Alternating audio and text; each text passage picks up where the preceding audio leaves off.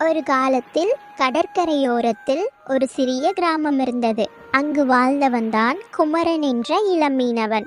அவன் தந்தை இறந்த பிறகு அம்மாவும் சகோதரியும் அவனை நம்பி இருந்தனர். தினமும் அதிகாலை எழுந்து சிறிய படகில் கடலுக்கு செல்வான். ஆனால் சமீப காலமாக மீன்கள் குறைந்து போயின. எவ்வளவுதான் வலை வீசினாலும் சில சாதாரண மீன்கள் மட்டும்தான் கிடைத்தன. அதன் காரணமாக குமரனின் குடும்பம் பசியால் தவித்தது. அப்படி ஒரு நாள் குமரன் மனம் வருத்தத்துடன் கடலுக்கு சென்றான். குமரன் கடவுள்கிட்ட இன்றாவது நல்ல மீன் எனக்கு கிடைக்கணும் கடவுளே வேண்டிக்கிட்டான். வலைய வீசும்போது ஒரு பெரிய பளபளக்கும் நீல நிற மீன், அதன் பெயர் நீலமணி, அவனுடைய வலையில் சிக்கியது. அது குமரன் கிட்ட சொல்லுச்சு, குமரா, என்னை விடு. நான் ஒரு சாதாரண மீன் இல்ல, கடலின் ஆழத்தில் வசிக்கும் ஒரு மந்திய மீன். நீ என்னை விட்டுட்டனா நான் உனக்கு வரம் கொடுக்கறேன் அப்படின்னு சொல்லுச்சு. குமரன் ஆச்சரியத்துடன், எனக்கு வரம் எதுவும் வேண்டாம், ஆனா என் குடும்பம் பசியால் வாடுகிறது, தேவையான அளவு மீன் கிடைத்தால் போதும் நீலமணின்னு குமரன் சொன்னான். நீலமணி சிரிச்சுக்கிட்டே, உன் நேர்மை எனக்கு மிகவும் பிடித்திருக்கிறது. இனி உன் வலையில் தினமும் நல்ல மீன்கள் மட்டும்தான் வரும். ஆனால் அதுக்கு ஒரு நிபந்தனை. தடை செய்யப்பட்ட கருப்பு பாறை பகுதிக்கு நீ எப்போதும் போகக்கூடாது. அங்கு ஆபத்து இருக்குன்னு சொல்லுச்சு. குமரன் நீலமணி சொன்னதுக்கு சம்மதித்து நீலமணியை விட்டு விட்டான். அன்று முதல் குமரனின் வாழ்க்கை மாறியது. தினமும் நிறைய மீன்கள் கிடைத்தன. அவன் சந்தையில் விற்று குடும்பத்துக்கு நல்ல உணவு, புது உடைகள் வாங்கினான். குமரனுடைய அம்மா அவர்களுக்கு பிடித்தமான உணவுகளை சமைத்தனர். சகோதரி பள்ளிக்கு சென்றாள். ஆனால் கிராமத்தில் ஒரு பேராசை மீனவன் செல்லையான்னு இருந்தான்.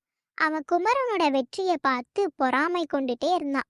எப்படி இவனுக்கு மட்டும் இவ்வளோ மீன் கிடைக்குது அப்படின்னு ஊரெல்லாம் விசாரிச்சான். அப்படி ஒரு நாள் செல்லையா குமரனை பின்தொடர்ந்து போய் ரகசியத்தை அறிந்து கொண்டான். அவன் தடை செய்யப்பட்ட கருப்பு பாறைக்கு போய் வலைய வீசினான். ஆனால் அங்கு பெரிய ஒரு சுழற்சி வந்தது. அவன் படகு முழுங்கியது. ஆனால் செல்லையா மட்டும் அதிலிருந்து தப்பிச்சிட்டான். இதை அறிந்து கொண்ட குமரன் செல்லையாவை தேடி சென்றான். செல்லையா பயத்தில் நடுங்கி கொண்டிருந்தான். குமரன் உடனே நீலமணியை தேடி கடலுக்கு சென்றான். நீலமணி வந்தது. அது குமரனை பார்த்து, உன் நண்பன் ஆசையால் ஆபத்தில் சிக்கி கொண்டான். ஆனால் நீ நேர்மையாக இருந்ததால் உனக்கு ஒரு பெரிய வெகுமதி தருகிறேன்னு சொல்லுச்சு. நீலமணி ஒரு பெரிய முத்து கொடுத்துச்சு. இதை விற்று உன் கிராமத்துக்கு பெரிய மீன் சந்தை கட்டு. ஆனால் எப்போதும் உன் ஞாபகத்தில் வச்சுக்கோ, நீ நேர்மையாக இருக்கணும்னு சொல்லுச்சு. குமரன் முத்தை விற்று கிராமத்தில் ஒரு பெரிய மீன் சந்தையை அமைத்தான். எல்லா மீனவர்களும் பயனடைந்தனர்.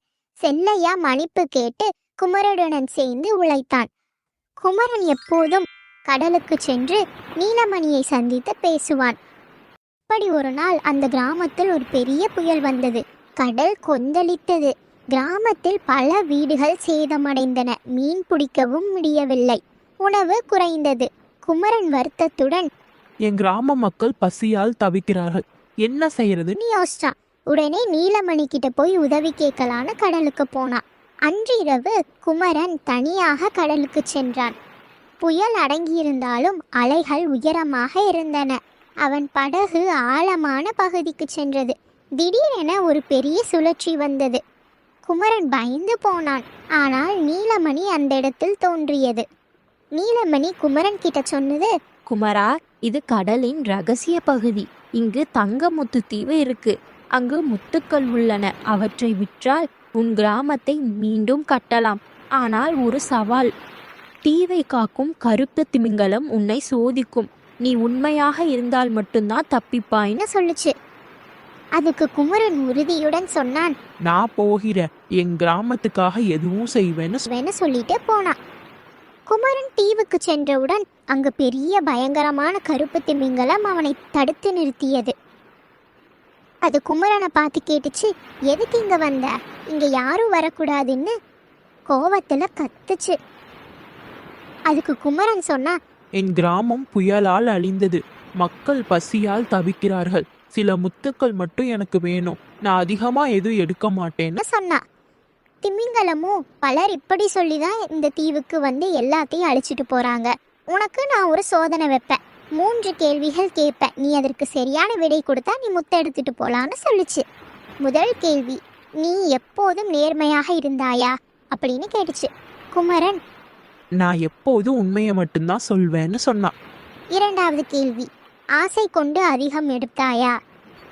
இல்ல, நான் எப்போதும் தேவையான அளவு மட்டும்தான் எடுப்பேன். மூன்றாவது கேள்வி, உன் கிராம மக்களை நேசிக்கிறாயா? குமரன் கண்ணீருடன் அவர்கள் என் குடும்பம், அவர்களுக்காக என் உயிரையே கொடுக்க தயார் அப்படின்னு சொன்னான். திமிங்கலம் அதை கேட்டதும் சிரித்து கொண்டே, நீ என்னோட 3 கேள்விகளுக்கும் வெற்றிகரமாக பதில் சொல்லிட்ட.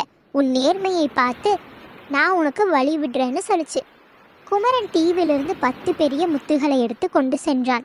நீலமணி அங்கு வந்து, நீ சுழலை மதித்தாய், இனி கடல் உன்னை என்றும் ஆசிர்வதிக்கும் சொல்லிட்டு மறைஞ்சு போயிருச்சு. குமரன் தனது படகை கிராமத்துக்கு செலுத்தினான். குமரன் கிராமத்துக்கு வந்தவுடனே முற்றுக்களை விற்று புதிய வீடுகளை கட்டினான், உணவு கொடுத்தான், பெரிய படகுகளை வாங்கினான். அப்பொழுது குமரனுடைய அம்மா கண்ணீருடன் சொன்னாங்க, மகனே, உன் உண்மைதான் எங்களை காப்பாற்றியதுன்னு. செல்லையாவும் குமரனும் அன்றிலிருந்து கடலை பாதுகாத்தனர், மக்களையும் பாதுகாத்தனர். உண்மையும் நேர்மையும் எப்போதும் வெல்லும். ஆசை இல்லாமல் தியாகத்துடன் இருந்தால் கடல் கூட உனக்கு வழிகாட்டும்.